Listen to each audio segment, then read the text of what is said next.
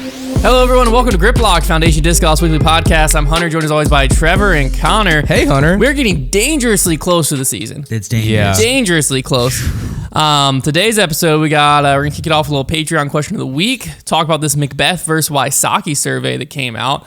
A little Drew Gibson leak Twitter thread. Good question for you all that you'll just hear when I ask it.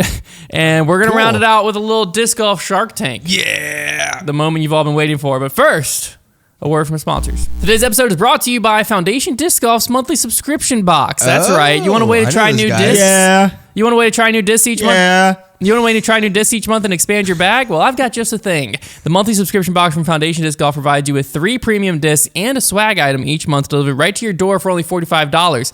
For example, last month, Brody Smith picked out some of his go-to discs on tour, and each subscriber got a signed Ultra Star as a bonus as well. Each box has a theme and comes with a card that explains what the box contains and what to expect out of the discs on the course or in the field, so you can head over to foundationdiscs.com and search the word box to get signed up today. All right, let's kick it off with a Patreon question of the week. That's I like timely. this segment. I think it's very fun. It's pretty timely. If you're not aware, Patreon, our Heiser Club, you can find it at patreon.com/Foundation Disc Golf. We have a weekly podcast called The Mailbag over there. It's the only place that we do guaranteed weekly Q&As. You ask a question over there. We get deep, we get personal, or sometimes we get surface level and not that deep. It depends on the question. Sometimes, man. But this one I thought was a pretty good question, pretty timely after Friday's release. David Kopfer wanted to know, how expensive will the 6 claws get right after Paul wins a 7th world title? The main reason I wanted to ask this is because this is different than how Trevor was answering the question. The question wasn't how expensive will the 6 claws get eventually. It was right after Paul wins a 7th. I definitely answered that part first.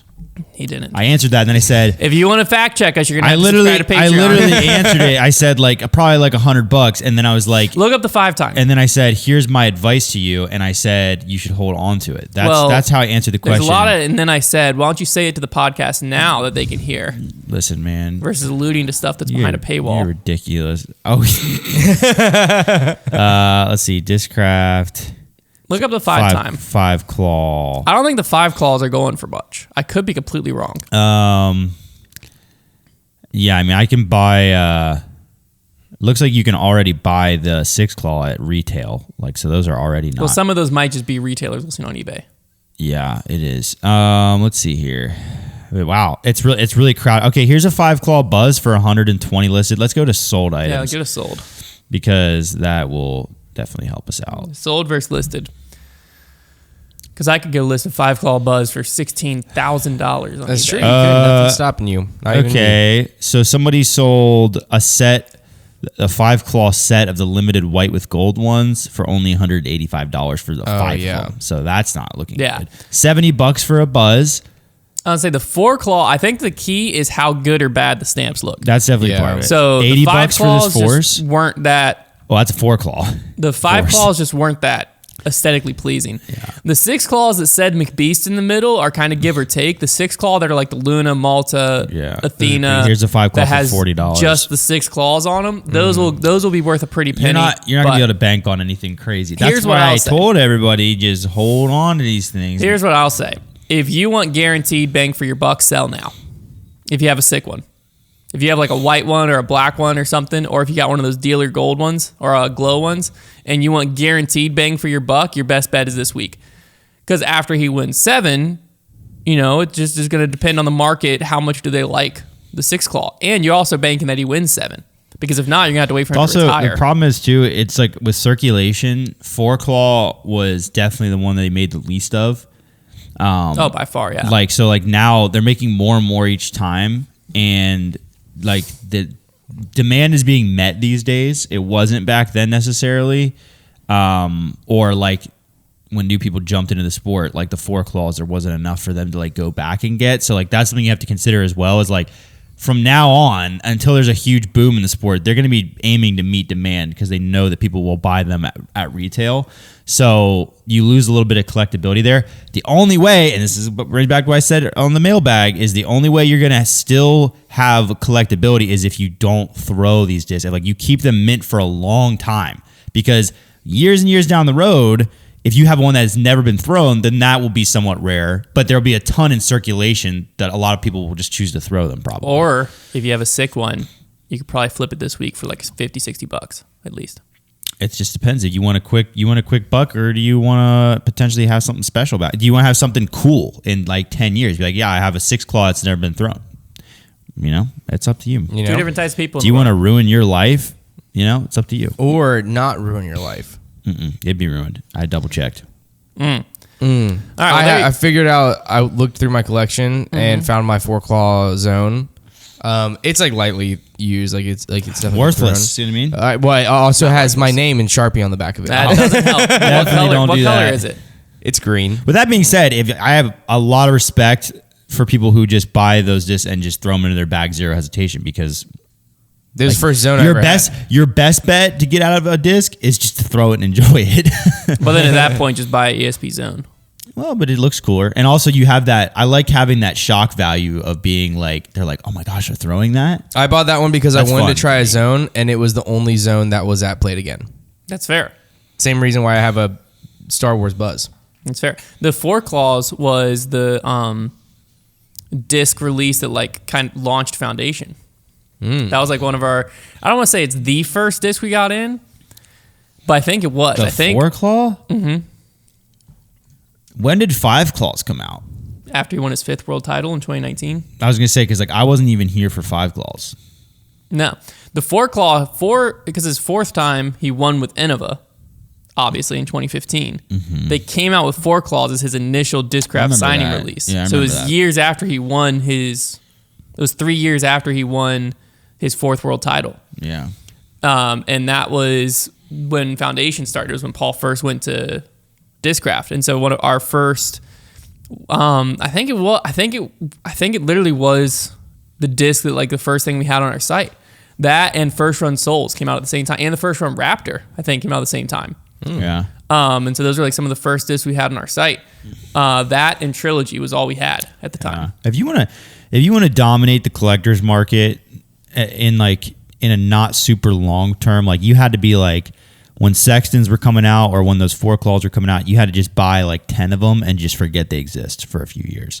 And then those would have like turned you crazy profit. I mean, there was a time where like if you had the foresight to be buying 2015, 2016, even 2017 Sextons brand new and have them for like 2020 or 2021, I mean, you could have made 10 grand. Like it got crazy there for a bit. Well, I think that's also part of what made the 4 claws so collectible. Now that I'm thinking back, is it was Paul's first disc with Discraft. It was being the first of those claw discs. It will always be the most valuable as just how it works. Because I forgot that they didn't make that because he won his 4th world title until I just was talking about it.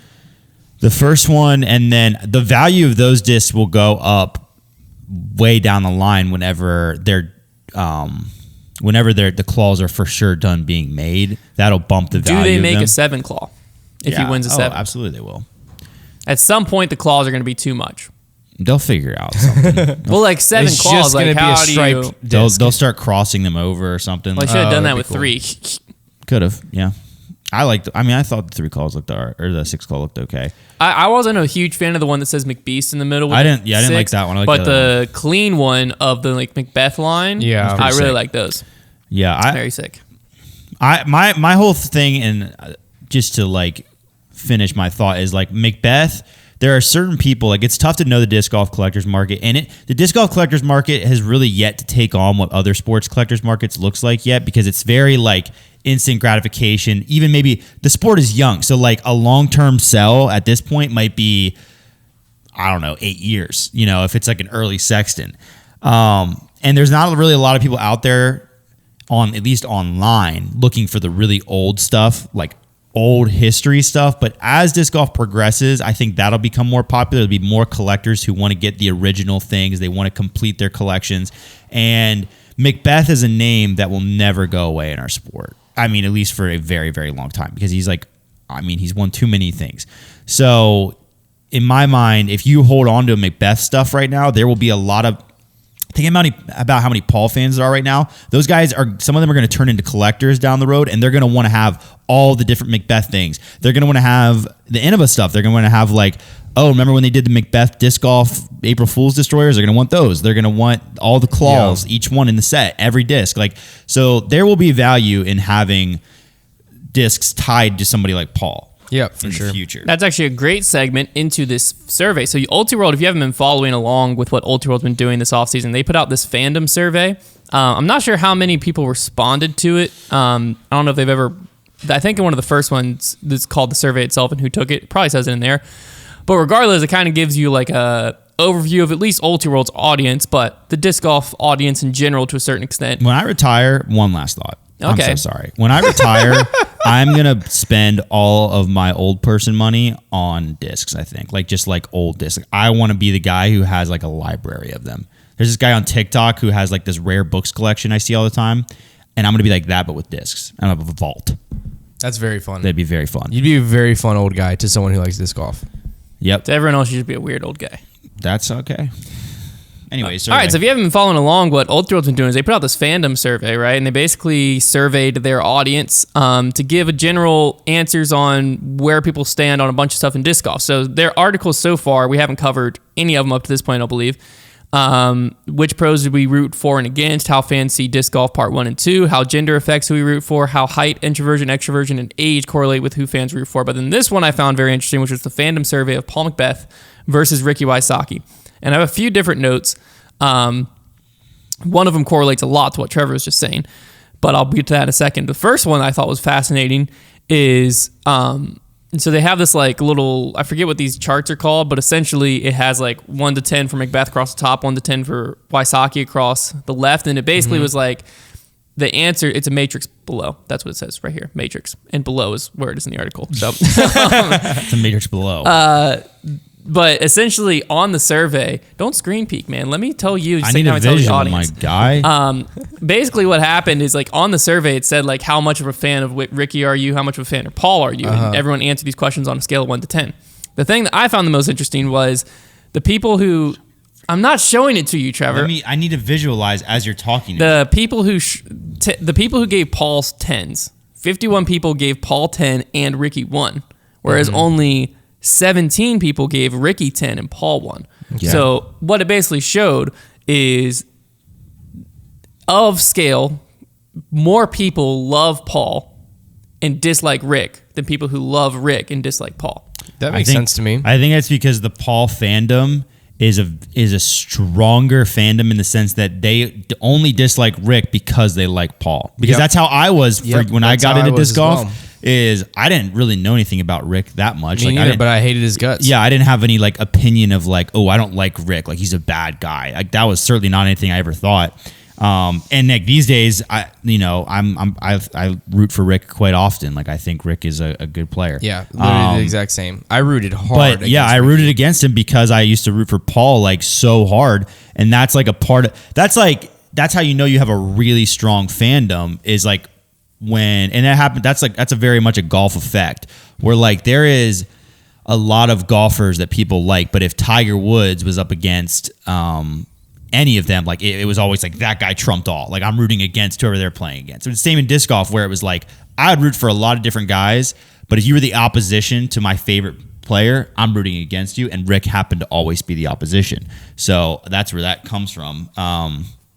I think that'll slowly probably start to shift as people like as that era of just those two always being head to head, which maybe that era will never go away in their careers, but to some extent as that kind of subsides. But I don't know. That's how I see that because I also think that Ricky is maybe a little more polarizing. I don't know. I feel like Paul is like a pretty generically likable player, like. Doesn't do anything that is like that shocking. I guess Rick doesn't either. I don't know. Rick's a little more goofy. He does the ice baths. I don't know. Rick's not super polarizing either. So I guess it's just the fandom thing. Yeah, I think so. So we got some other answers for you too. There's segmental preferences. So essentially what this chart I'm about to read shows is it takes like the average of people's fandom scores and then shows how far above or below the average different segments of people are. Okay. So essentially, the silent/boomer generation likes Ricky 1.11 more than the average player, and Paul 0.69 more than the average. Gen X likes Ricky 0.27 more. No, we're on the cusp of millennial or Gen Z. Oh, Gen Z, that's right. Well, y'all are Gen Z. I'm on the cusp. It depends on which one you look at. I identify as a millennial. Come after me. Oh my gosh, it's so gross. I only said that again to Trevor. I played Sega, so I'm a millennial. Trevor's Gen Zer, little kid here. Gen You're X, also a Gen Zer. No, I'm millennial. Gen X is 0.27. By every definition that exists. 0.27 to favor Rick and 0.9 more than average to Paul. Millennials, the first time we see this flip, where millennials below average, but basically right at the average, because 0.06 below for Rick, 0.04 below for Paul. So you dislike them for us both. millennials. For y'all Gen Zers, we have Rick y'all dislike Rick 0.28, and you prefer Paul 0.05 more. So essentially, you're right on the dot with Paul. Now Those this is the numbers one. meant nothing to me. This is the one I find really interesting. I am going to slap you if you keep looking at my screen. I'm not trying to get ahead. I'm trying to visualize what you're telling me as your co-host, you fricker. Let me tell you the information, and I want your reaction to the information. I don't want you to look down below what I'm about to read. Okay, people who started following disc golf between 1976 to 2008 are more fandom towards Rick than Paul. Paul, they're right at even. Rick, they're 0.51 more. That doesn't surprise me. People who started following disc golf between 2009 to 2015 are heavier Paul favorites, 0.73, 0.14 more favor of Rick. But both are higher than average answers for Paul and Rick. Starting following disc golf between 2016 to 2019, which is the Rick era, if you think about it, negative 0.1 to Rick, 0.07 to Paul. Yeah. So actually more in fan of Paul was still the most influential, though. Started following pro disc golf in 2020. So kind of the start of the COVID boom. Negative 0.25 to Rick, negative 0.01 to Paul. So basically right on average to Paul, slightly below average to Rick. This is the one that I found very fascinating. Started following pro disc golf between 2021 and 2022. So the completion of the COVID boom. Yeah. 0.17 towards Rick, negative 0.78 to Paul. So there's a shift there. So people who are just getting into disc golf are less favored toward Paul and leaning more towards Rick than people who got into disc golf years previously. It's based on their average scores, though, and was Paul's average score higher or lower than Rick's to start with? That's important. Paul's, I think, overall is a little bit higher. Right. So they're basically what's happening is not Paul falling behind, but them evening out, which I think makes sense. But people leaned more towards Rick than any other era in 2021 and 2022. People just got into disc golf. They didn't lean more towards Rick. They leaned more the same than as any Paul. other era. They leaned more in favor of Rick than any other era. Yeah. No, that makes sense for me. Okay. I think that makes sense. I think it makes sense to me. I think because I think this era is an era of a lot of balance in fandom. That's why I don't see as many. And also, you had Rick just move, so he also made headlines. He was in a helicopter, if you remember. So I think that probably has something to do with it. I think he was on a lot of people's radar. Yeah, that doesn't surprise me a ton. I'm surprised maybe the Paul fandom isn't a little more reflected, but yeah, I think that this era of disc golf, if you just jumped in right now, there's a lot of people to choose from.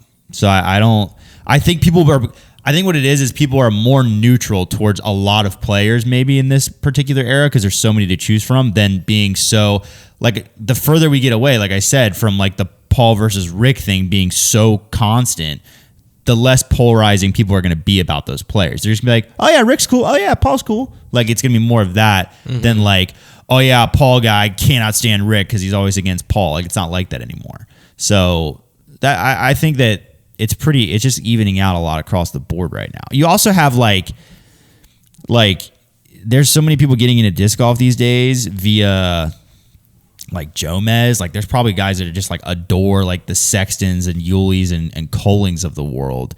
And they showcase a lot of even they showcase a lot of guys like Kevin Jones, Heimberg, Lazat. There's a lot of players that are really strengthening their fandom aside from just being dominant players. So I think it's interesting you brought up the post coverage / live coverage because that's also something they segmented out.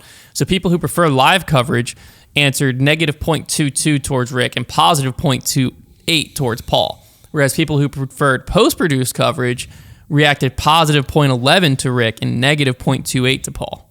Those post-produced scumbags, man. I don't know. That one's very interesting. That's tough to find a correlation. I would like to see That's basically correlation of like who is that audience. Well, the question is the question is well, also basically this small segment of people that watch disc golf versus the majority of people that watches disc golf. Because like right now, the people that are watching Post Produce is the majority of people that watch disc golf. They lean heavier towards Rick, right? Than the average. So that is interesting. But well, this thing in general kind of was interesting to me because my perception of disc golf is probably current active fans. There's got to be almost a majority that started following disc golf between 2020 and 2022. Majority of active fans. Oof, it'd be close, surely. I don't know about that. If you look at viewership, I don't know if that supports that. Like the amount of views that were being gotten years before that to now. Well, you're trying to factor in all of the people who watched years ago are still watching now versus brand new viewership. Yeah. The amount of views doesn't tell you anything. I don't know, but disc golf, I don't think disc golf fans just drop the sport like it's hot too much. But look at the increase of PDGA numbers in recent years. Yeah, you can't deny that. You don't think people who are paying for PDGA number are watching disc golf? You're throwing out numbers, but like has the PDGA doubled? They've like doubled or tripled in the last like 3 years. PDGA membership. Where are we? I don't even know what we're at with the PDGA. We're like 250,000. Let's see, 2021 year-end demographic. They have a 2022 yet? I don't think so. So we have to look at the year-end demographic of 2021. So what am I looking at here? Took me to a weird part of it. Okay, who's joining the PDGA? So 2020, there was... I wish you could see farther back than 2020. Because 2020, a lot of people joined too. 44,000 people joined the PDGA in 2021 and 65,000 renewed in 2021, making 109,000 active members. Whereas in 2020, there was 70,000 active members. That's pretty big growth. Membership growth, that's globally. I wish you could see. Let me look at 2020. He's scrambling. You think that 40,000 out of 100,000 members being brand new isn't a massive growth? No, it's massive growth. That's in 2020 to 2021. That wasn't the question, you goober. Yeah, so in 2020, so there's 100,000 active members. Okay? There's only 100,000 right now? Active members, yes. Wow. Well, as of 2022. 2022, 2023, that hasn't come out yet. So going into 2022, there's 100,000 active members. Didn't member number 100,000 happen like a while ago? I guess there's member number and active numbers are not the same. Well, of course, yes. Because there's 240,000 PDJ numbers. Wow, so that's their ratio of retention? But so let me read you this. Mine's expired right now, I guess. I just said, 44,000 members joined in 2020 to 2021? Yes. 26,000 joined in 2020.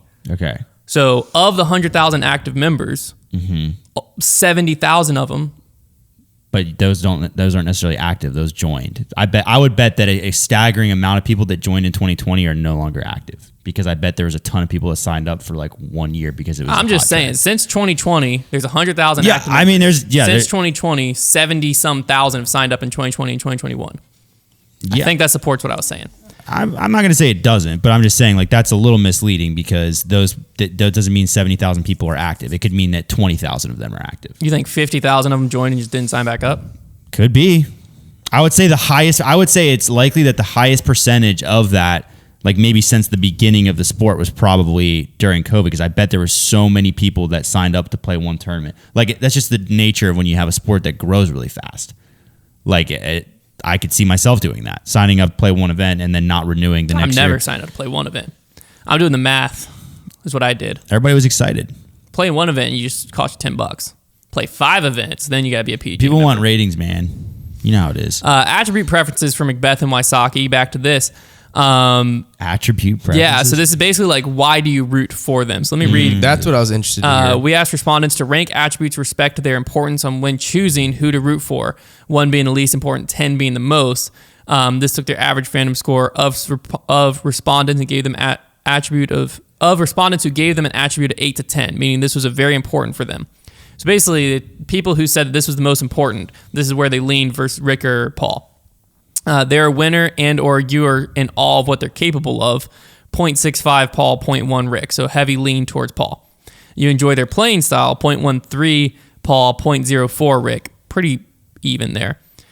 They have aesthetically pleasing form, negative 0.04 Rick, 0.48 Paul. I'm about to say. Heavily leaning Paul. Yeah. This one I found fascinating, but not really because they're basically even. But you like their personality, 0.05 leaning towards Rick, negative 0.09 leaning towards Paul. So more people lean towards Rick's personality than Paul. Mm-hmm. You think your values align with theirs. For example, their stated religious or political beliefs, negative both, 0.04 for Rick, negative 0.13 for Paul. You like their looks or personal style, 0.04 Rick, 0.25 Paul. They made a good first impression, 0.27 Rick, negative 0.03 Paul, which is fascinating. Yeah. I feel Paul's out there not Paul's making good first impressions. Paul's like apparently. very quiet. They have a presence vibe / aura about them. Basically the same, 0.11 versus 0.06. They have a connection to where you are from or live now, 0.31 Rick, negative 0.14 Paul. That kind of surprises me because like I'm assuming it's Paul's because from Cali. But I'm assuming it's because Rick posts very much about Ohio. That's true. And he also posts a lot about South Carolina. Mm-hmm. So I think he A lot of people probably don't even know where Paul's I from. say he takes a lot more pride. Not I want to say pride, but he's louder about where he's from than Paul. Yeah. Right. So I think that's more where that comes from. And this is the final one. What they were like when you met them in person, 0.43 towards Rick versus 0.02 towards Paul. Dang, Paul. So basically, first impression and what they were like when they met you in person heavily lean toward Rick. Apparently basically Paul just had like- a rough meet and greet. It's basically just like if you're following them because they're a professional athlete, then you like Paul because you like the way he dresses, you like that kind of his form, stuff like that. But if you're following them for personalities, you're following Rick because he's got a much louder personality than Paul does. You know, we These know days he does. Yeah, He didn't Paul's- know. He didn't always. The thing is, Rick used to be really quiet. Yeah, Rick also used to suck at interviews during his momentum era. He'd always be kind of nervous and stuff. But now, he's turned the page. Yeah. I think it just shows the newer generation, the majority of people watching disc golf right now. They're just seeing a different side of Rick. Yep, that's true. This is also another interesting thing that happened on the professional disc golf side. We had Drew Gibson, who's been on the front page of a lot of stuff recently with his leaky leaker, as he calls it.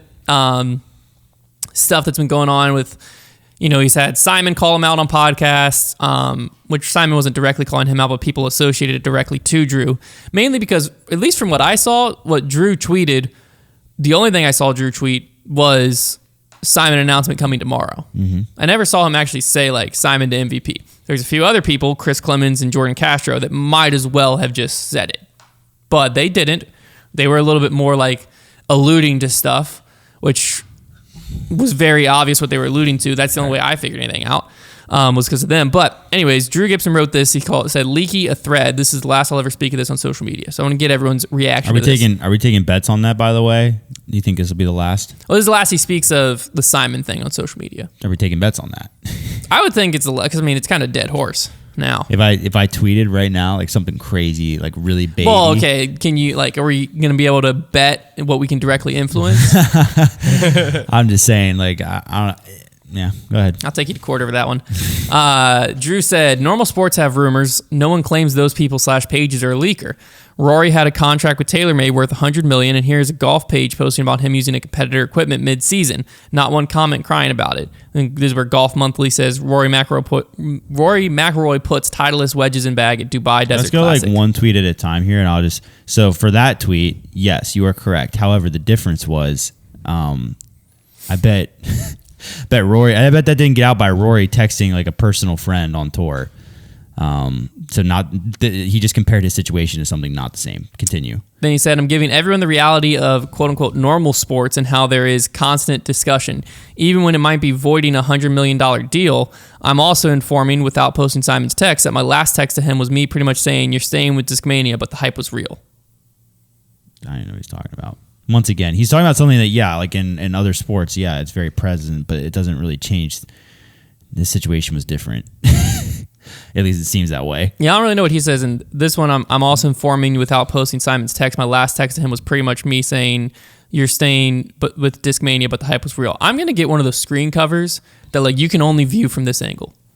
That like if you look at from any other angle, it's just a black screen. I wanted to read what he said. I don't I understand. just read it to you. I know. I wanted to see how It's he a pet worded peeve it. of mine. I don't like when people are just like peeking over my shoulder.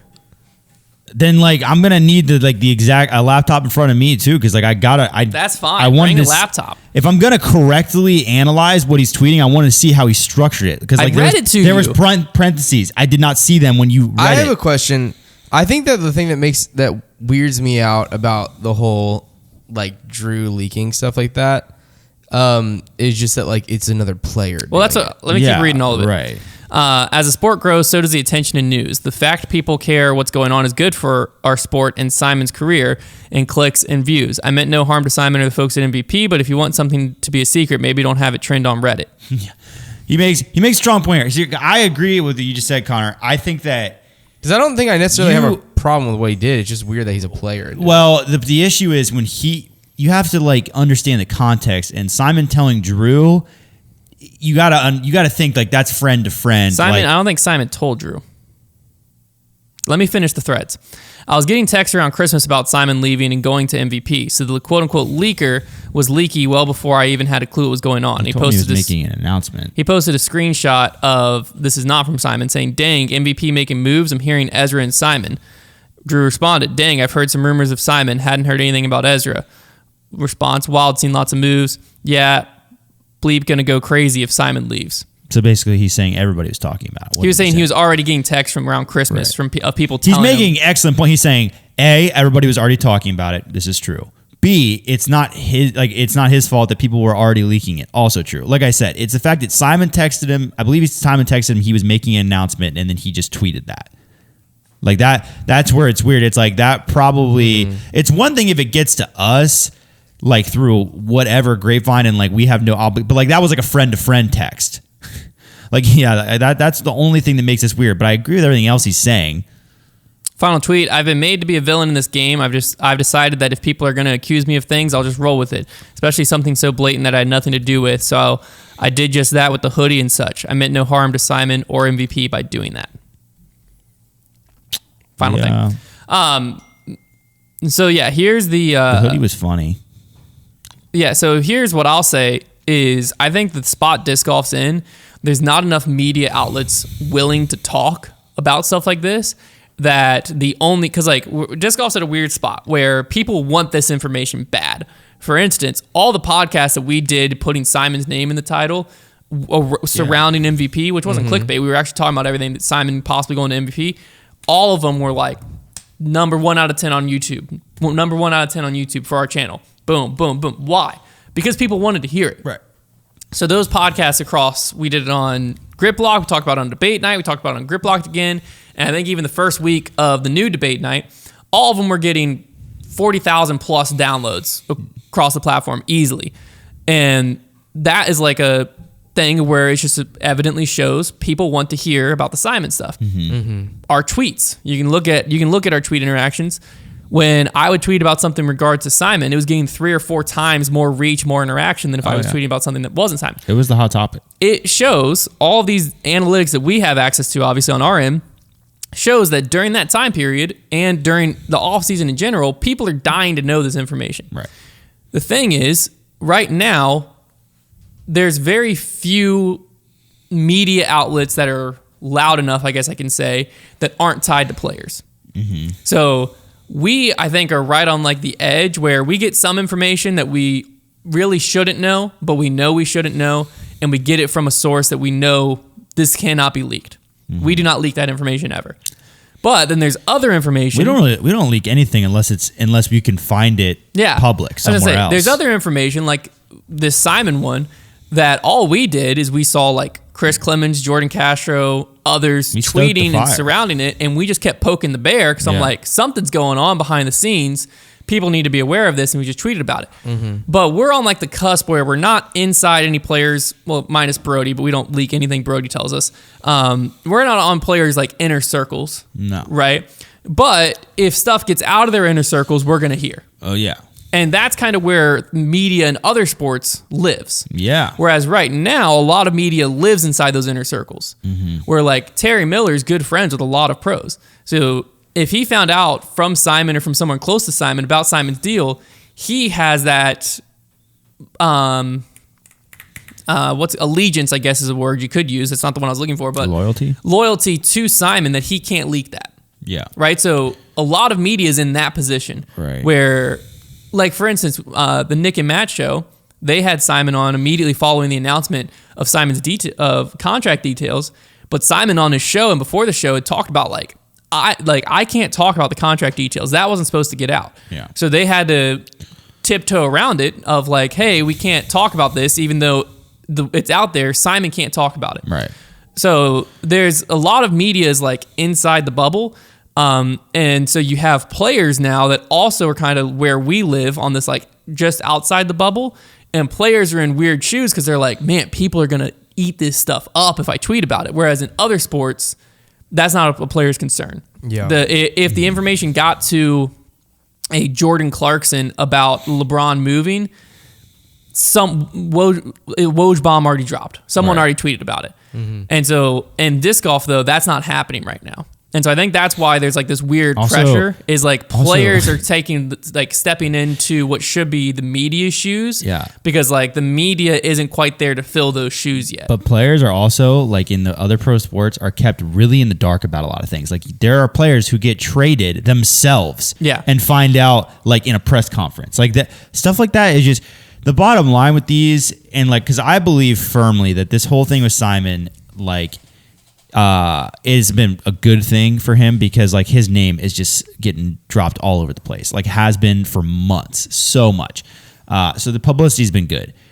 But if you want to keep these things under wrap, like people in disc golf, like ourselves included, are just way too excited to know things. Like people just love telling each other what they know about the disc golf industry because it's just fun, I guess. And so if you want to keep like these things secret, you have to keep them like you just can't tell anybody, like not a soul. And you also have to, I think you have to convert quicker.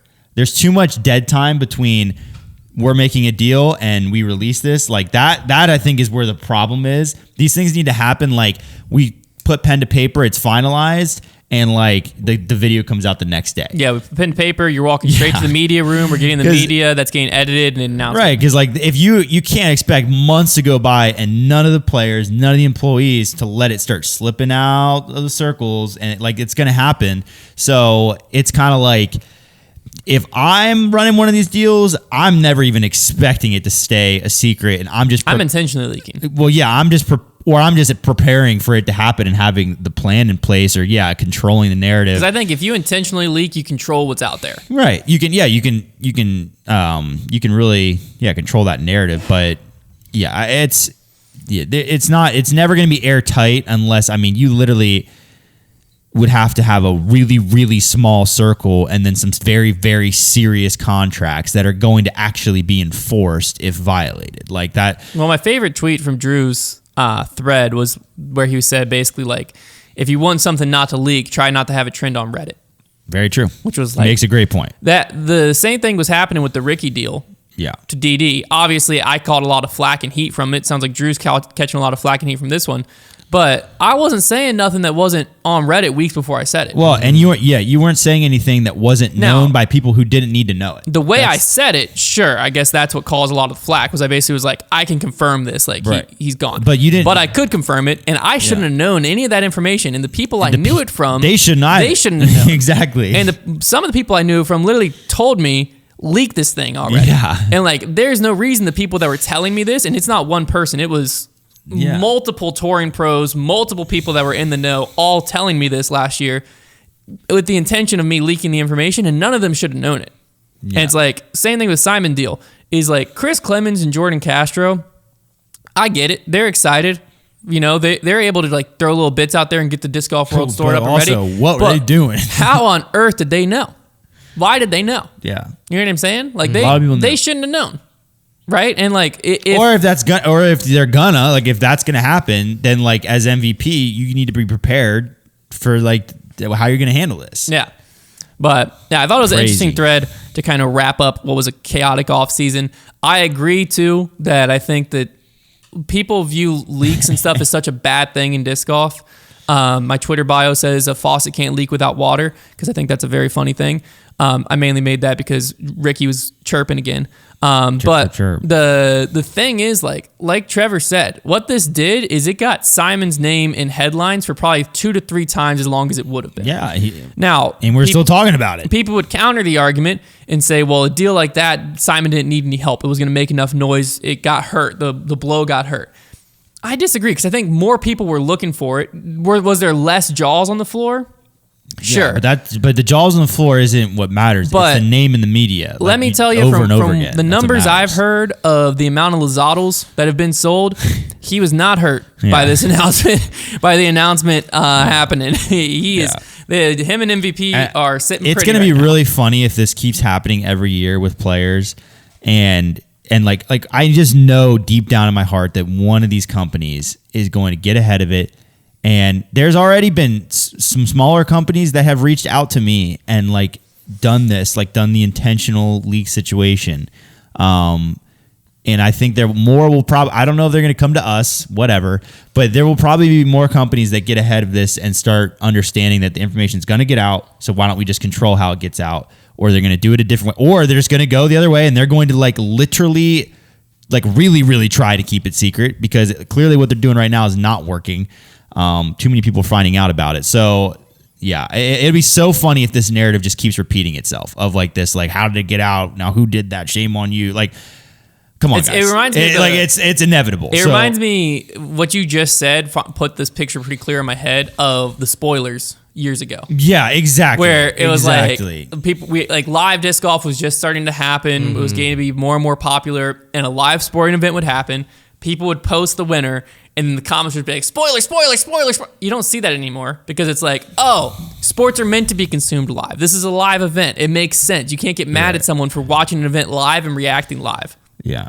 Similar thing. Like, as time goes on and the sport matures and grows, leaks are nature of sport. People just need to realize that it's not everybody's obligation to keep things secret if they know things that like. If it's supposed to be a secret, then people who are not going to make it keep it a secret shouldn't know. Right, like that's the thing. Anyways, we're going to skip the question I had because I think it's going to cause quite a bit of discussion, and we're way farther into this episode than I thought we would have been. All right, it's time for fan favorite segment, Sir Trivia del Trevor. I'm excited about this. So I got some inspiration when we were on. Hunter and I did the Statmando charity trivia show. Yeah, how'd that go? We lost. It was AJ fun. Risley's a walking encyclopedia. Well, they also asked him questions about like tour stops and stuff when him and Eric Oakley were on tour. Yeah, the problem was, half the questions were like, and this was expected, like, duh, the pros are going to have a huge advantage because they were like there or they know a guy. So like, but that was expected. But then there was so many questions related to the MVP Open, and Nick and Matt obviously live there. So they got handed those. So Hunter and I, man, where was the questions about the battle for Bedford? Yeah, I was about to say, they didn't ask any Well, yeah, battle for ran Bedford through 'em, man. questions? But no, we did. We literally were one question away at They the didn't end. ask from any taking questions about second what place. Brody's house looks like. Yeah, Yeah, we almost took second. we hung in there. But we took last. We hung in there. AJ Risley. I offered for me to go sit behind the camera and Google things for you guys. AJ Risley Just is really blatantly funny. I cheat. say AJ Risley, great time. Yeah, very hilarious. funny. Seems like it also would be. very knowledgeable about disc golf history. Wow. Yeah, Yeah, it was a good show though. It was really fun, and I got inspiration for this question from the final question that they did because I loved this format of a question. It was so cool. So basically, the way this works is you're trying to name a disc, and each flight number is represented by another question. So I'll say, for example, if I said, how many world titles does Paul have? And that represents the speed, you would say 6. That would be the speed. So I'll give you each of the flight numbers in the form of a Are question. we working together? Or is Yes. it just, okay. Okay, thank you. So the disc, the first thing, the clue you get is that the disc was approved in 2000. Year Okay. 2000. So does that mean that it's a speed 2? No. That's just the approval that's just a year. hint. Yeah. Oh, okay. So the That speed, way, if you get on like Arrow, you're like, wait, but that can't be in 2000. Yeah, that's not 2000 so here's speed. the speed. The one that we did was the T-Bird, and it was really hard. All right, so speed is how many Pro Tour events, including Silver Series, but not including majors or the Tour Championship. So just straight up. So just You know, Silver Series don't count, man. what they do for this one. So how many of those did Kristen Tatar win last year? That's the speed. The glide. Hunter, is, you got that? No, because Silver Series mean nothing to me, so I have no idea if she even played any Silver Series. The glide is how many times has Paul finished outside the top 20 at USDGC? The turn is how many full Pro Tour events has Nate Sexton won, subtracted from the amount that Kyle Klein has won.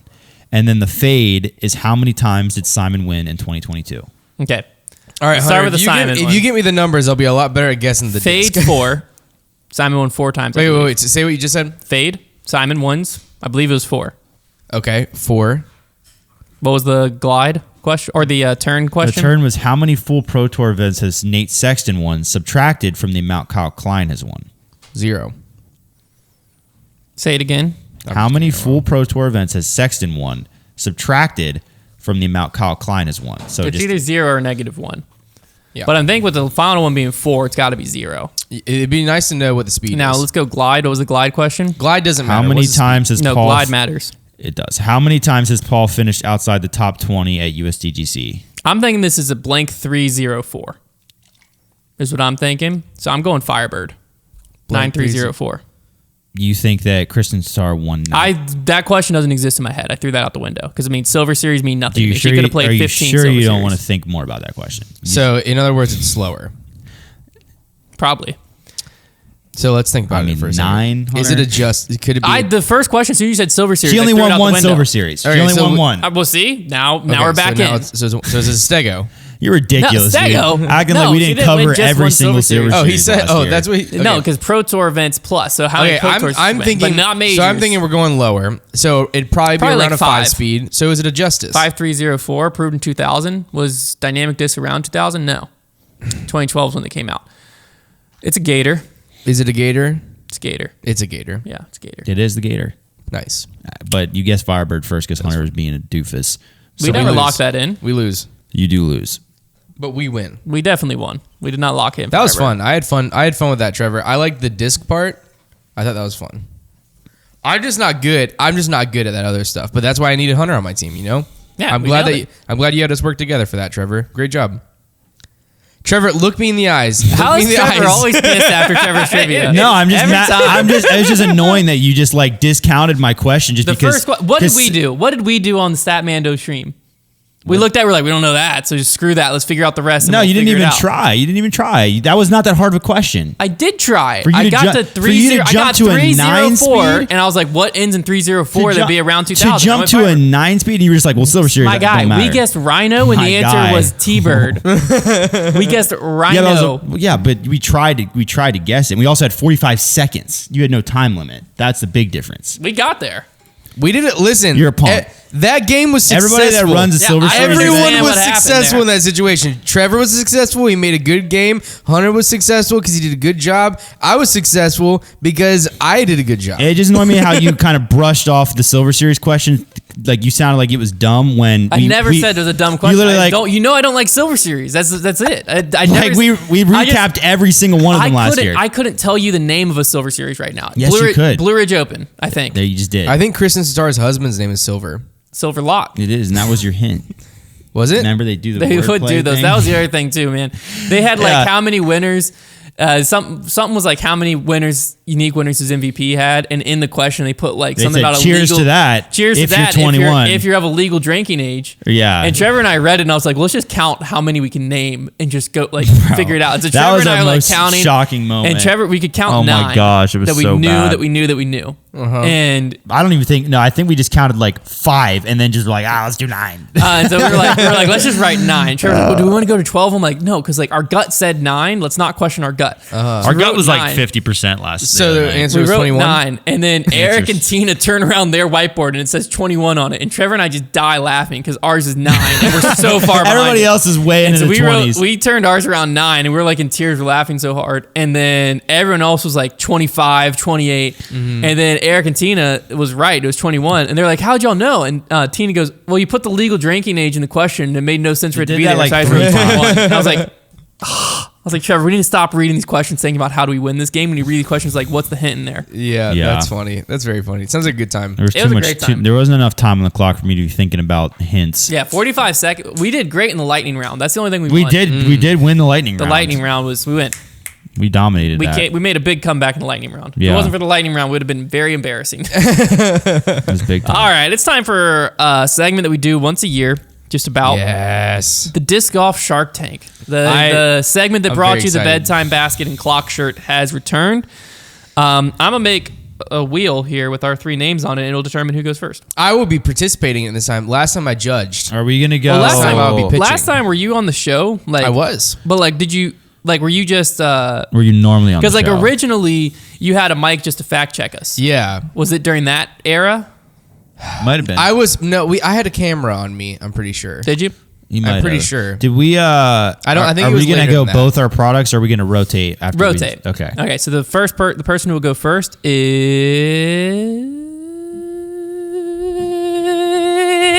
is Trevor. I wouldn't dare peek at the wheel. I know you might yell at me again. Dude, don't. The Trevor, person stop. who'll go second is Don't look at me. I've got like Konner. It'll go Trevor, Konner, Hunter. All right. I've got one really good idea and one that is interesting. And you may pitch it however you so choose. Okay. And the other 2 will just determine if we're buying your product on the show. All right. Let me paint a scenario. I'm going to paint a couple scenarios for you. Number 1 scenario. Okay. Hot summer day. It's hard for me to I gotta think take about my right sweatshirt now. off. You're It's so throwing, the sun is just beating down, not a cloud in the sky. Oh my gosh, there's not a cloud in the No sky. shade. You throw shade. your favorite disc. It's kind of a gummy disc. Oh, okay. And you throw it like 500 feet down the fairway. Just bomb it. By the time you get Okay, to that must be thing, really it's downhill. practically melting in your hand. You shove it into your bag. Your bag's a little tight. You like to carry a lot of discs. And next time you take it out, it might already be a little warped. It's still too soft to throw. Bummer. Oh, my I'm going favorite to paint koi. another scenario for you. Another scenario. You wake up on a cool winter day. Like cool as in like it's You're cold going to play a outside? morning round and you realize Is it like really cold outside? Yes. Okay. you realize you left your bag in your car overnight. You get to the first tee, pull out that Really overstable driver, and I mean, it might as well be a knife in your hand. It is just frozen solid. Yeah. Okay, now Happened those to me on scenarios. Saturday. Now I introduce to you the breezy bag. Okay, this is HVAC for your disc golf bag. Well, it's a bag that has it because I think I don't know. We're working on models that work for each bag. But anyways, basically, it's a heating and cooling, like a space heater / space AC unit with remote control that sits in your bag. It's an insulated bag that keeps your discs temperature controlled to whatever temp you want them. So if it's a hot day, you toss them in there, you can cool them down, get them back to shape. If it is a freezing day, or if you left your discs in your car, you warm them up real quick, just get them a little toasty, and then they're back to the temp you want. That is the breezy bag. Simple concept. I have a love it. question for Yes. you. So I understand on a cold day how it protects the disc. The scenario you painted of a hot day. Never happened to me before. If my disc, It's happened to me. if my disc is already really also- hot and I throw it in, does it matter if it gets cooled down too quickly in my bag? Won't that increase the chance of it getting warped? What? Like it goes in, it's warped because it was so hot and floppy going in against stuff that's not, and then it cools quickly. It is true. It's not going to cool that quickly. It's more so going to keep all the discs at an even temp. But what I'm saying is a disc that's already hot and moldable, once it gets shoved into your bag and it is now at an angle that is going to warp it. No, see this bag, remember I said it's a new bag, so part of the bag is that it keeps the discs like really well spaced so that doesn't happen. That's part of the design of the bag. Okay. Now. Yeah. So how big is this bag? No, I just didn't mention feedback, it. I just after- didn't mention it. No, that's okay. Dude, there's nothing wrong. This Alright, bag, change it. this bag, One of my favorite things about your company so far is the way that you take feedback. How many discs does this bag fit? it's not. No, don't get me wrong here. Like this bag is built for specific weather situations. You know, it's kind of like a specialty bag. So like that main Yeah. compartment is only really going to do like 15 to 18 discs. Okay. Oh, this thing's huge then if they're individually spaced. No. They're not all in individual slots. I just said that there was little spacers in between, like very, very thin spacers. 15 to 18 discs with like think of like a plastic binder, not binder, like a plastic folder, those ones you get in school. Think of something like that, but a little more rigid in between each one. So it's like almost paper thin. So if it's a hot day and I have a really domey disc, It'll fit in there. It'll fit in. Yeah. but now it's going to be flat. No. It's not going to squeeze it shut. There are compartments that are wide enough for a putter.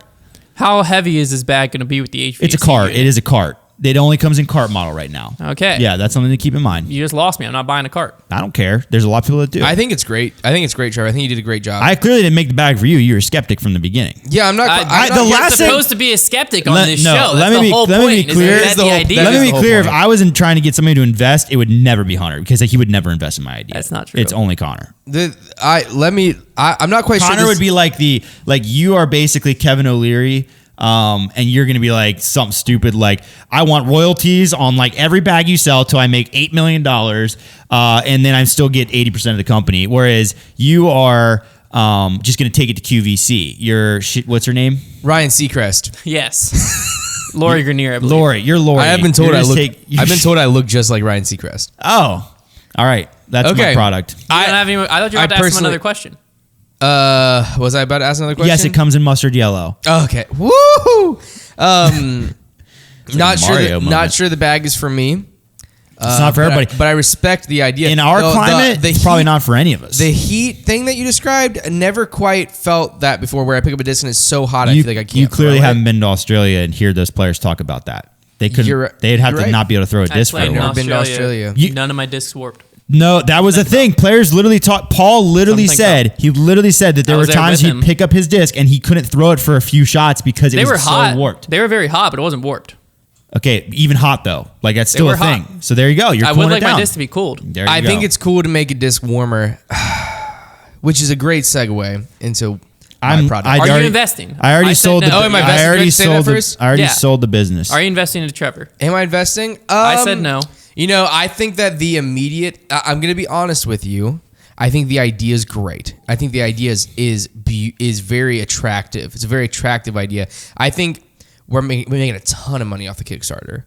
We're taking a ton of money off the Kickstarter. Let's think about that. But then the second people get them in their hands, I don't think that they're going to sell much more. Why do we need a Kickstarter if you're on Shark Tank? Huh? Okay, all right. We're going to make a ton of money off the launch. There we go. We're going to make a ton of money off the launch because it sounds like a great idea. Sounds really cool to disc golfers. I don't know if we're really going to sell many after people get the product in their hand because I don't think that's it's okay. super It's realistic. a pump and dump situation. But I'm totally I'm totally fine with that though. I'm fine with I love get quick rich. So you in or not? I'm in. All right. I'm in. I love it. Breezy bag. Alliteration. I didn't even tell you this. Merch. We have apparel. Oh. Yeah, we got apparel and it's like very stylish. That's great. Yeah. Okay. Stylish apparel does great in disc golf. Hunter is a pessimist. I don't know if you guys ever met him. Not a pessimist. Hunter's a piece of mist. You mind if I go? Absolutely. Okay. So we all know that gyro technology has all but taken over. It's pronounced Euro. Excuse me. I did not interrupt you once. I've been waiting to drop that joke for a while. Sorry. We all know that gyro technology has all but taken over the market in disc golf, okay? We were skeptics of it for years, and it has proven itself. It has proven that finding a way to just adjust and tamper with only the rim of a disc is great. It's successful. And it's able to be done. Thank you, MVP. Thank you, Gyro. Thank you, the Atlas. You know, from Innova. Really, you know, whatever Gateway has that thing. Thank you, Gateway. Prototype 98. Yeah. Yep. So we've proved that we're able to tamper with the rims of discs. So it's only one step further, and very much possible with secret technology that I have access to. I can show it to you once you buy in, but it's a secret. That with a wiring system, a thin wiring system, I've been able to make a heated rim around a disc that is completely wireless. You control it through your phone. Very tiny chip that you would never even be able to detect. So it adds the only weight that it adds to the disc is the normal amount of weight that gyro technology would add to the rim. So it works in two ways. One, it heats the rim of your disc, so that whenever it's cold outside, you have a warm disc. I'm filing a lawsuit right now. Because we both are trying to heat discs. No, because I cornered the market. You've got me. And so you're gonna die. And so it both heats the discs, and it also works the way that fission plastic does with gyro, where the flight plate's really light and the rim is even heavier because it has wiring inside of it now. And I will be calling this product Pyro Technology. Love it. Few thoughts. Yep. A, is this PDGA approved? Oh, it's PDGA approved. Also, I forgot to mention that one part of the selling point was supposed to be like, you think about whenever you get into your car on like a really cold day and you turn that steering wheel warmer on. It's a very similar technology. So here's my question is, plastic is not superconductive. How hot does that wire get? Give me an exact temperature in order to actually make your hands warmer. Well, it doesn't have to get hot enough to melt the plastic. How hot does it get? I asked you a question. That's part of our technology that we're not really comfortable with disclosing with public market, because do you know what the melting temperature is of polymer plastic? Because I do. Yes, I do. I googled it like 10 minutes ago. I do know the melting. I do know the melting temperature. What is it? It's public knowledge. It's not something I'm really Google search. My lawyer. I just wonder because I'm right now I'm strapped down by my lawyer. Because for it to get warm enough, to hey, remember, you've got a vendetta against Hunter, not me. For it to get warm enough to conduct. I have a vendetta against no one. I'm just worried it's going to melt the plastic. That's Here's all the question saying. I have. So you said it goes on the rim. Goes in the rim, yes. Okay, so the idea behind it is to warm your hand. It warms both your hand and the disc. Well, it doesn't warm your hand. It makes it that whenever you pick up the disc, the disc isn't cold, it is warm. The majority of my fingers are underside of the rim. Yeah, but my thumb's on the flight heat would plate. disperse. So it's going to heat the entire disc. Well, if you have something warm, touching something warm, it's going to become warm. But my disc is cold. What? I threw it in cold weather. Plastic gets cold quick. I understand, but there's heating inside of it. Inside the entire disc or just on the rim? Inside the rim, but the rest of the disc is touching the heated rim. So the middle of my disc is going to be warmed by the outer edge. The heat. I do have to question with Trevor's question is if it gets that hot that it's going to be able to conduct the entire disc in the middle, how is it not going to warp when I put it back in my bag? It's not because it turns off when it goes back in your bag if you would like it to. How is this powered? How is it powered? Mm-hmm. Yeah, that's a great question. Think about the disc that Silas made. Okay. Where it has those little weights in it. Mm-hmm. There's tons of batteries that are that same weight, and the added weight is batteries plus the wiring. Yes. Yeah. What's wrong with that? I already have a 174 gram destroyer. How far am I throwing 210 gram destroyer? Why is it that heavy? It was made with that in mind. Yeah. Come on, Hunter. You have to hollow out the plastic in order to put the stuff in there. So this isn't I buy your product, I apply it to my disc. This is I buy your disc. This is a new line by MVP. I partnered with them. So these are new discs. Yeah, these are new discs. I'm out. That's fine. I'm in, Konner. Thank you. All right. But it can be applied, it is easily applied to all the molds that you already like. The only from reason I'm out MVP. is there's a company out there that has incredible technology called, I believe it's Tobu, right? And it can tell you the RPM, the speed the disc came out of your hand, all of this stuff. Their biggest flaw is they can only do it in their own discs, and you have to buy unique discs to them. That's why I've never heard of them. Well, that's the problem, is that they're not partnered with MVP. You can have a Photon. Yeah. So am I investing in MVP? No, I'm a partner company with MVP. So MVP already owns the majority of you? No. How much does MVP own? My lawyers. Okay, well, if you don't answer any question, I'm not. Over That's here fine. at Pyro LLC, we're not really comfortable talking to you anymore. We're not looking for new investors anyways. All right, let me paint I've you in a got a scenario. lot of old money. You're on. Let me paint you in this My scenario. dad actually loaned me most of it. So that happens. I'm out. Let me paint you in this scenario that happens all the time on the disc golf course. All right, you walk up. You're to gonna have lie. to kill me dead to take my money. I might. You walk up to your lie, or your buddy's lie, or anyone's lie on your card, and you're looking at it, and you're like, I can't tell if that's inbounds or not. Mm-hmm. Okay. We're just staring at this thing. We're looking at it from all these different angles. I might know where you're going. We with this. don't know. There's no way. We know where the line is, but it's stake to stake, and we can't really tell. Frank, this is gonna be a good idea. Let me present to you the Obi Guide Kenobi. Essentially, what this is it is a. How are you getting the rights to that? To what? Nothing. Basically, what this is it is a 10-foot long plastic piece that folds up. No, see, I thought we were going to go a different way. Let me keep going with you. Folds up into about the size of your hand so it can fit easily into your side pocket, or if you want to take one disc out of your bag into your main compartment, depends on where you want it. It's a 10-foot? 10-foot long. How does it fold?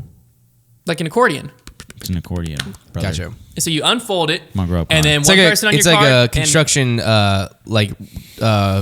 ruler thing. Sure. One person on your card holds one end, the other person on the other end. Why would I make it foldable? Not all OB lines are straight. So this way, with the joints, you can align it to wherever the OB line's supposed to be, so you can tell, does it go through your disc? Why does it need to be plastic, Konner? Well, it also needs to fold down so that you can fold it up to be 4 feet high. It's 10 foot by 4 foot, folds down to the size of your hand, slides right in your bag. 10 foot by 4 foot, proprietary technology. 10 foot by 4 foot, so you can also slide it down to creek beds. When you're like, man, is that on the water's edge or not? Let's slide it down and get a little bit of a visual. You ever have that scenario where you need to pick up the disc to tell if there's water under it? Surely. I have multiple times. You can't touch the disc. You just had to make a judgment call. Not anymore. Not with the OB Guide Kenobi. Name is funny. I thought you were about to say. I like it. May I ask a question? You may ask as many as you want. So, like, if you don't mind sharing, what kind of technology do you use to make it to where you make something that's very, very large, impossibly small? Yes. So when you push it, have you ever had one of those vacuum storage bags? Yeah. That you put under your bed? Love them. Right? How do you know they're under my bed? I've been in your house. Basically, what it does is it makes hoodies seem very, very thin. Yeah, right? it does. Similar technology. When you that. fold up the accordion, it's about this big. Simple push. What do you mean? Hold on, what do you mean by similar technology? Let me explain it. When you push, as you push it closed, it expels all the air out the top. That's what it pulls. Expels all the air. What air? So it's inflatable? No, it's just that You should air have is said what it was inflatable. air It's is kinda what good. makes things not be able to collapse all the way down to their smallest form. It's usually Then why like do the you- solid wood. Or the plastic? Yeah, this is usually the solid plastic between them. So if I fold up a piece of paper, I can't squish it? How much air is between your laptop right now? A lot. How much smaller is that gonna get? Well, that's solid metal. We're dealing with flimsy plastic. So as you push, you can condense. How many other things can we fold and make smaller? You think that force can't make things smaller? Huh? Force doesn't make The things mass smaller? has Yeah, to but go then it's gotta somewhere, be. though. Yeah, but then it's gotta be able to recontract. Trevor. That's why you undo the We know. lock. We know. Okay. Where That's why you undo the lock. So it has a twist lock. You push it down, twist lock. Now it's about the size of your hand again. I thought Thin, when you were slide. introducing this product Slide it in. that it was going to be a laser line that went in between. I thought two it was How going to is- be like an how would a invisible laser fence, line bend like with a an OB dog. line? What do you mean by bend? With now, an OB whenever line? you OB now lines that's don't another bend. question I have. That's Stake another, to stake. I thought you meant like you would be able to put it on one stake and then it would point a laser to the other stake and you'd get a line. Sometimes they bend. I thought you were about. No. A stake and another stake always Well, can have a that's straight line. That's only between one it. OB scenario. But this needs to fit all OB scenarios. This is Yeah. another question I have. If it's Whenever you said this, it joints, immediately though, kind of. That's not a straight line. No, you can pull it into a straight line. Right, but if it has to be shorter, then it's like accordioned. So now it's not a straight line. Because it needs to be curved. No, what? Like if you need it's to folding. So you need a 5 foot line, fold it in half. Okay. You need But a it- 2 foot it- line. so Fold it it back. Now, I accordions have and a it question. folds in I have a half. question. Like those are two different kinds of Have fold. you ever seen like a road map? Right? Folds down like this. Very similar thing. You push it, it gets smaller. Right? Because the folds get tighter. Push it, get small. You pull it, it opens up to cover your entire dashboard. That's as thin as Very paper. same thing. It's quite literally Yes. as thin It's as also paper. not 10 feet. You just make that large with and made out of plastic. plastic. Now I do have a question. Plastic can be very thin. Let me Okay. first start. Have you ever felt the flight plate of a Hades? Let me first start by saying I love it. I think that there are almost no flaws with it. Almost absolutely no Any flaws. flaw? I can answer any I would flaw you may have. buy it just because of the name. But Does it come in like? Does it look like? Where do we? Did we have the Star Wars license? Can we like get one? First, that I don't look know like what the Star lightsabers? Wars you're talking out. I don't of, know. But the I don't know what this I don't Star know what Wars this you're Star talking Wars of. thing is. But it does have lasers and stars all over it. I just thought it kind of sounded cool. It sounded space themed. Yeah, they have Kenobi. Kenobi. So you said from whenever you're going stake to stake, you can one make scenario, it. yeah. You can make it the shape of where the OB should be. Different scenarios, yes. Now, what do you mean by where the OB should be? I'm Because that great sounds question. that doesn't sound like a course thing. That sounds very like well, course you to decide course. where the OB should So be. course to course, the OB defines different things, right? Uh-huh. So some courses it is stake to stake. Some Yep. courses it's tall grass is OB, right? So what you need to be able to do is conform this to whatever line you're looking at. So if I'm in Falling Creek Reds and I'm up on that top hill and the grass is kind of bendy, Yeah. right? I need to be able to lay this down and bend it with the curvature of the grass. But like I can just kind of see that the part of my disc isn't in the tall grass. If everyone could see every call, then this product would have no point. But we're all interested in this But product where because we know you that's where not you true. lay the line is also subjective. But it is a visual guide. This is not an official PDGA tool. But is up to it the also car. happens after the fact. So like if whoever laying the line down is going to have a lot of impact on whether or not that disc is out of bounds or not. Whoever makes a judgment call or Like I would argument. agree if like in the case of it being stake to stake, then like that makes a lot of sense to me. Let me explain But as soon another as it scenario becomes here. subjective, I it's think like, that we've Let me heard explain another everything we need to scenario. hear. Yeah. more we each have scenario. another. We each have another. The thing to product pitch. is- Y'all are the ones asking me all these questions. No, I I've don't asked have enough. any more I'm out. questions. The Yeah, I'm product out. is That's fine. perfect. The product is perfect. Situation I always deal with, answers every question I've ever had. Make it smaller. You just push it. It's a perfect product. I think you did a great job, Hunter. So you're in or out? I'm in. All right. Trevor's What's out. it called again? The Obi Guide Kenobi. OB guy. I'm actually going to be Because contacting OB, Lucas I get Films. it. I didn't get the OB part at LucasArts. first. Out of bounds. Yeah. Guide. That's what you Kenobi. didn't get that. Well, I just heard the guide part, and I was like, that's where I was questioning, but now I understand. Oh my. Trevor. Okay. So disc collectors, you know. I know 'em. I'm more so talking maybe to the non-disc collector who gets a really cool disc Okay. and they're like really conflicted on should they throw it, especially if it's like a disc that's in a really cool plastic, like it's not All just the right. stamp. They're like, oh, what do I do? Like, I want to be able to show this off on the course, but also like I want to keep its value. You know, I took inspiration from the playing card or the sports card market. You know, they use sleeves, right? Mm-hmm. So my company, Disc Shield, what we do is we've developed Is the company Disc Shield or the product Disc Shield? both. Okay. What we've done, like Disc well, there's Dot. Disc Shield Lite and Disc Shield Pro. No, they're both the same thing. I'm just kidding. We've developed a very light, very see-through polymer that it is also dissolvable. So in a substance that we've developed, but it doesn't dissolve. It doesn't dissolve normal plastic, just the polymer. So let me give you the scenario. Okay. You send me your CE Firebird. your CE Firebird. We are able to dip into this polymer, coat your disc in a protective, clear outside plastic that you can then throw that disc with and then send it back to us when you're ready for it to be sold. And we can dissolve it off, no harm to the original disc, give it back to you to sell.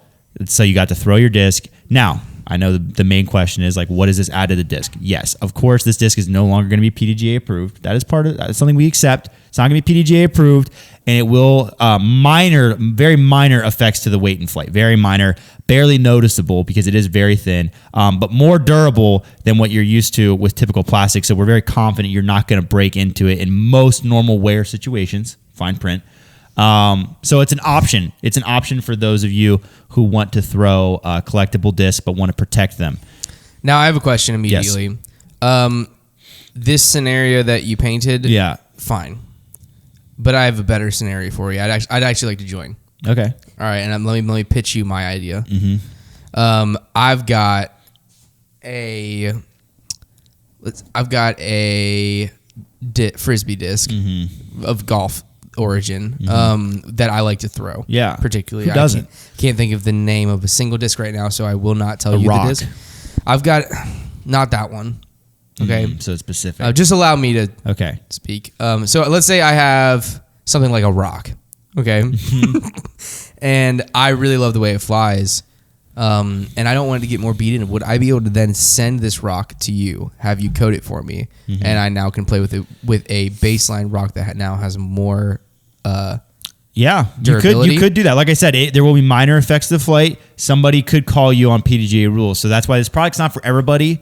Well, I don't play. But if you're a casual player, I don't play disc golf. Yeah, if you're a casual player, and also you got to think because we're recoating that disc. If that disc was beat in, the polymer will seep into maybe some of the gashes a little bit, so it might have some of that beat in characteristics, but it'll probably get a little more stable. That's something that you got to think about. So Works best with new discs. We'll say Okay. that.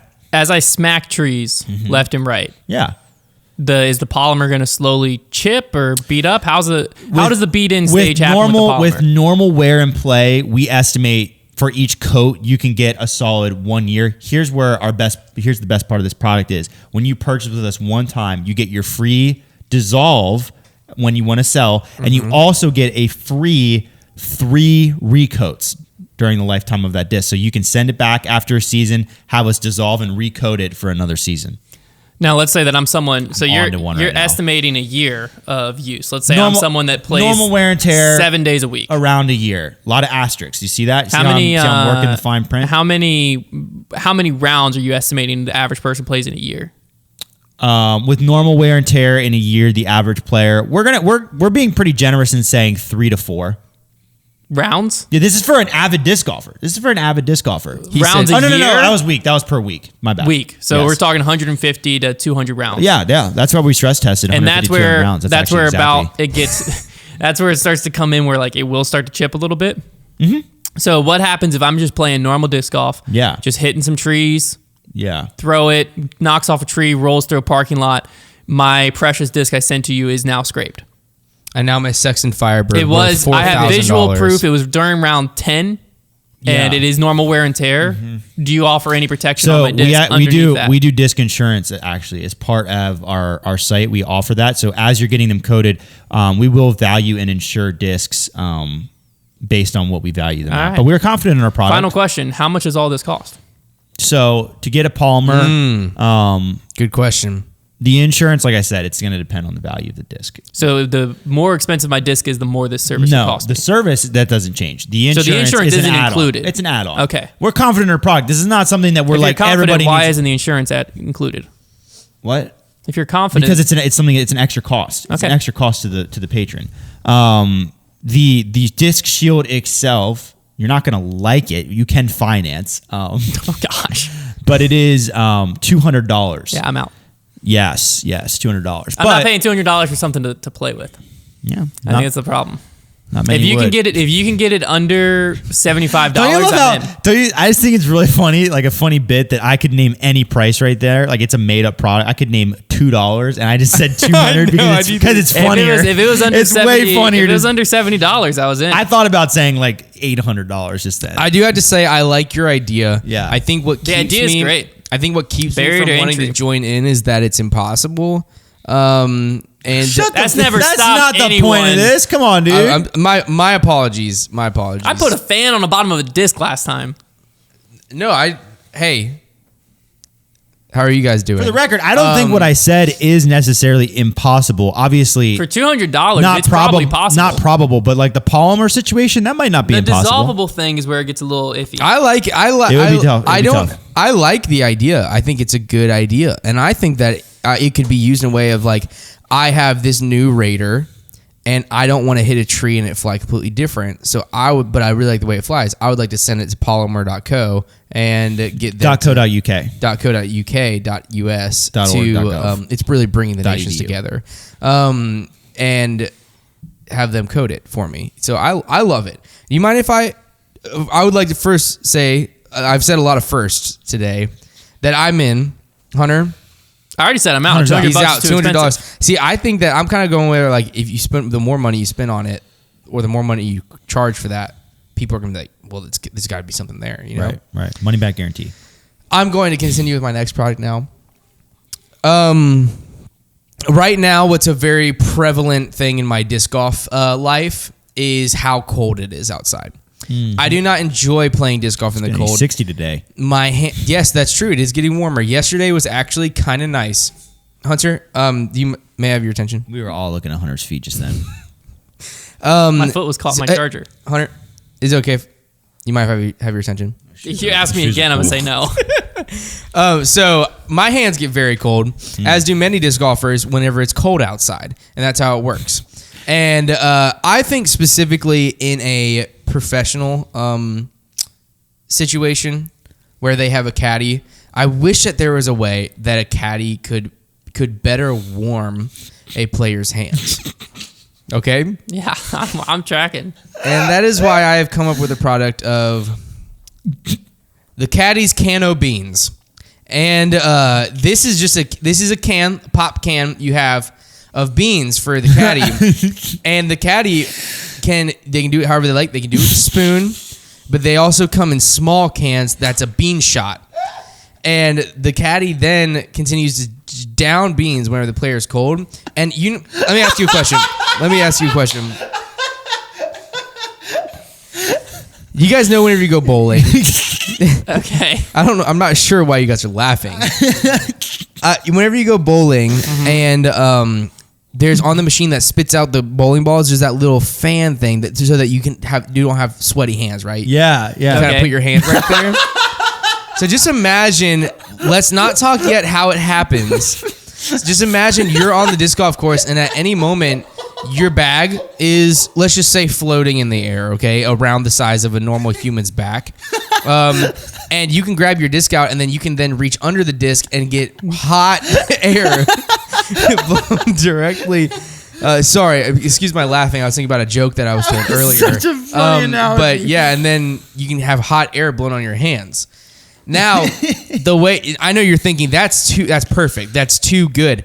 How does it actually happen? Boom, caddies can of beans, and they just eat the beans. They began to develop flatulence inside of them, and then they release that then out their booty hole into the air, and all you have to do is stick your hands where the bum protrudes and warm your hands with that air, and then boom, you have great grip. An interesting smell, but overall, like just a really great round ahead of you. I'm in. Caddy can of beans. That's so funny. The concept of what it does, the end product, good idea. How you get there, terrible. Why not have... It's a natural renewable resource, too. Yeah, it's not that bad is for the true. environment. That is. You're putting pollution into the air. No, but it's going to happen anyways. No, it does. Actually, it comes with the can of beans. I forgot to mention this part. The can of beans comes with a specific pair of undergarments for the caddy. These undergarments have filtration in the bum region that makes it to where the air that comes out is not only a lemony fresh scent, but it also is completely clean for the environment. Counterintuitive to what you said earlier about the weird scent, but why not just make? Well, that's if you want. Why not just make an They have original attachment scent to for the that. bottom of your bag, because your back's always warm against your bag, that just fans out heat. Because you would need batteries, and batteries are bad for the environment. I'm out. Suck in. it, Elon. I do not want anyone farting on my hands. I would rather put I don't a hand like it warmer. when I would like to say personally, I don't like it whenever you speak about it like that. Here's another We question. don't use the F word in can of beans. Here's another question. Well, what happens, you eat too many beans? Your Yeah. stomach starts to hurt. Now I just lost my caddy for 3 holes. Those beans don't make your stomach hurt. You've got the wrong caddy. That's Yeah. not, that can't be on our side. Yeah, Okay. Yeah, that's he true. has to I'm be able out. to handle more beans than that. That's true. I've never been more out. All right, final scenario here. This Let's guy. just say you're at. We'll pick a random tournament. We'll go with the European Open. Okay. Okay, and In your Europe. card includes a few people. One of them happens to be. My phone charger doesn't fit in this wall. One of them happens to be Nico Castro. We'll just. Okay. You're coming down the 18th or so fairway, and you happen to have to make a rules call. This scenario could get uncomfortable. Okay, you got to make a rules call. Things could go a certain way. Some might say sideways. I wouldn't dare. And the entire card needs to make a call on any type of player, right? Very uncomfortable scenario at certain times in tournaments. This guy's products are about avoiding uncomfortable situations. I can get No behind that. longer with the anonymous caller. So what this is, Oh it my is gosh, that's freaking funny. this is a phone app that That's essentially freaking funny. what happens is there's some type of judgment that has to be made, a ruled call that the entire card needs to have their say on. It needs to either be seconded or whatever. Someone makes it, alludes to it. Everyone pulls out their phone and just votes. I agree or I disagree. But somebody had to make the call to start with. Well, it could be something as simple as it might be OB. Your phone just gets a ding. A call's been made. It doesn't tell you who made it. Okay. It doesn't tell you where it came from. It's all okay. on the phone. So people are on their phone walking down the fairway anyways, right? So you just type in that was longer than 30 seconds. Boop. Or a foot fault. Bing. Or foot fault. It pops up. The player who the rule's being called against can't vote because obviously the rule's being called against them. Everyone else can pull their phone out and be like, oh, anonymous caller, yes or no. I agree, I second, or no. The PDGA has access to who voted what. But what if it's unanimous? Then the player's going to know anyways who voted The what. player would know if it was unanimous. But that scenario, it's still less awkward than having to look a player in the eye and saying, I second. That's Because true. you do it on your phone. The PDGA, per their rules, to make sure and confirm that this is only happening with players on the card and not some technological error, your PDJ number will be linked to the PDGA data, but within the app, you can't see who voted what. You should call it star 67. No, I like anonymous caller. Okay. And so this allows you basically on any card you ever find yourself on when you're presented with the rules call, you can now make it without everyone knowing you made it. That was a fun idea, but I was in until you shut down my name idea like that, and you said, Trevor, you're stupid. Didn't say that. And so I'm out now. Star 67 doesn't apply to directly what this is. Well, it's anonymous caller. But this is like you're anonymously calling a rule. Yeah. Let me first say Star 67 in a rule. Let me first say, I think it's a great idea.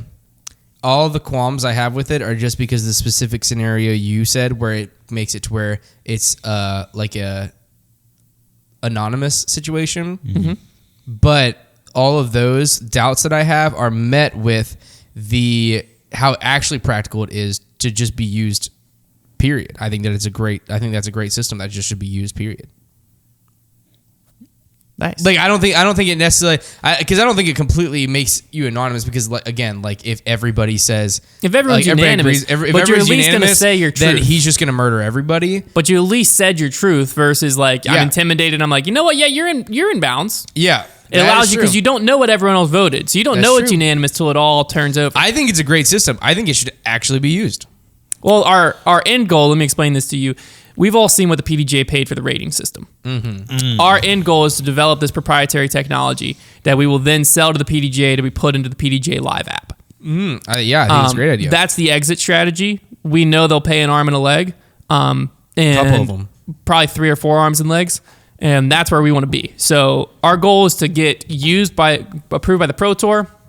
We're already in talks with Jeff Springs. Should be happening not this season. The Pro Tour kind of likes to methodically roll things out. 2024 season, we should be the official app of the Pro Tour, and we expect by 2025 to have a call from the PDGA with an offer on our desk that we can't refuse. I love it. That's like an actual product. I actually like it. If you want to invest and guarantee your future retirement, we are in our investing round. Which round? This is our third. This is round 3. It's getting pretty I love serious. it. I'm in. I'm in. He's in? I think that this reinforces cowardice, and so I say I'm out. I don't like what it does for humanity. I feel like people need to be better about talking to people. Well, I care more about money, baby, so I'm in. Our app isn't causing that. Our app is just joining the noise that's already out there. That's but some say I'm in. If you're not for it, you're against it. I'm in, man. Let's take it to the moon, baby. All right, there you have it. I'm honestly I'm low key scared that somebody's gonna develop this behind our back. So I feel like we need to make a claim. Go ahead, Trevor. Make the claim. Intellectual property claimed for Hunter. For Hunter. No, please make this. Go ahead. I mean, it's a really simple system. I already developed it. Surely you can go over to the App Store. Figure it out. Yeah, I can already feel someone making pyrotechnology. It's basically just make a Google Doc. Yeah, essentially.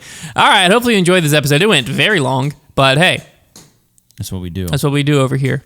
We turn nothing into something, you know what I'm saying? That's what we do, dog. Come on. We only have one more episode before All-Star Weekend? One more episode before All-Star Weekend. Our All-Star Weekend's going down this week. Heck You'll see it next week. Pretty electric. Robbie C. Brody's coming in town. Can't wait. The Foundation Charleston store's coming up. Love those guys. It's going to be electric.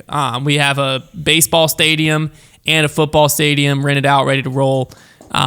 We're very excited. Will it be better than the Pro Tour All-Star Weekend? I'm not going to make claims. Yes, I will. I will. It's going to be way better. You'll be able to find it on YouTube. Way better. Way better. Better talent, better coverage. Better pizza. Papa John's. We'll see you in the next one.